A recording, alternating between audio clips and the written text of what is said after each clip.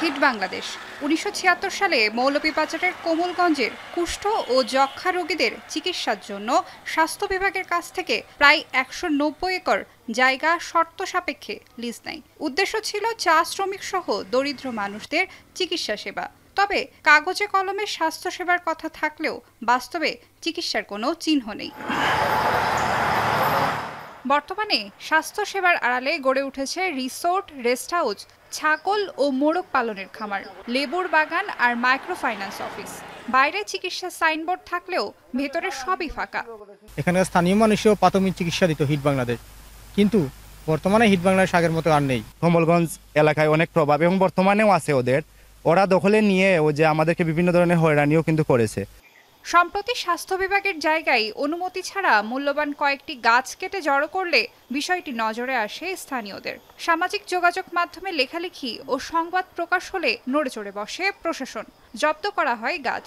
স্থানীয়রা বলছেন গাছ কেটে আসবাবপত্র তৈরি ও বিক্রির প্রমাণও রয়েছে। এখানে আরো আশেপাশে অনেক গাছ কাটা হয়েছে। ওনাদেরকে প্রশ্ন করলে ওনারা বলে যে আসলে গাছগুলা জোরে পড়ে গেছে বা কোনটা মারা গেছে।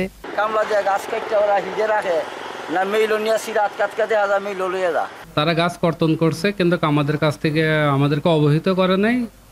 অবহিত না তো আমাদের কাছ থেকে কোনো বন বিভাগের কাছ থেকে কোনো পারমিশন নেয়নি। আর এরই ধারাবাহিকতায় আমি ইউনো স্যারকে আমি কোমলগঞ্জ ইউনো স্যারকে আমি বিষয়টা নিশ্চিত করি। অভিযোগ রয়েছে শর্ত ভেঙে স্বাস্থ্য বিভাগের জায়গা সাবলিজে দেওয়া হয়েছে প্রভাবশালীদের কাছে।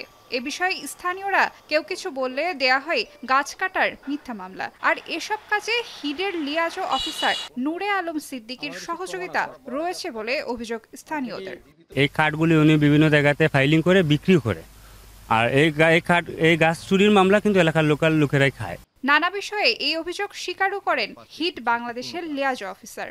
মৃত অবস্থায় ছিল এবং সেটা বৃষ্টির মধ্যে একটু আমরা মনে করলাম যে একটু ঝুঁকিপূর্ণ, কিছু ডালও পড়ছিল চালের উপরে।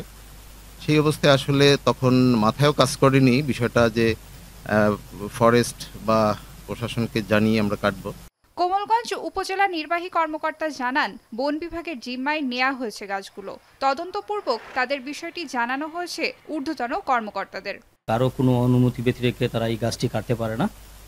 তার জন্য আমরা বন বিভাগকে বিষয়টি তদন্তের জন্য নির্দেশনা দিয়েছি। তারা বিষয়টি তদন্ত করছে ও ইতিমধ্যে গাছগুলো তাদের জিম্মায় রয়েছে। হিট বাংলাদেশের অনিয়মের প্রমাণ পাওয়া গিয়েছে ও শর্ত ভঙ্গের জন্য তদন্ত সাপেক্ষে ব্যবস্থা নেওয়া হবে বলেও জানান এই স্বাস্থ্য কর্মকর্তা। কিছু কাজ ওরা আসলে চুক্তির বাইরে করতেছে, আমি ওদেরকে সাবধান করে আসছি। আর এটা আমি জেলা প্রশাসক মহোদয়কে জানাইছি, জেলা প্রশাসক মহোদয়ও জানেন। হিডের অনিয়ম তদন্ত শেষে জায়গাটি উদ্ধার করে সরকারি স্বাস্থ্য ও জনকল্যাণমূলক কাজে ব্যবহারের দাবি স্থানীয়দের। এখন মৌলভীবাজার।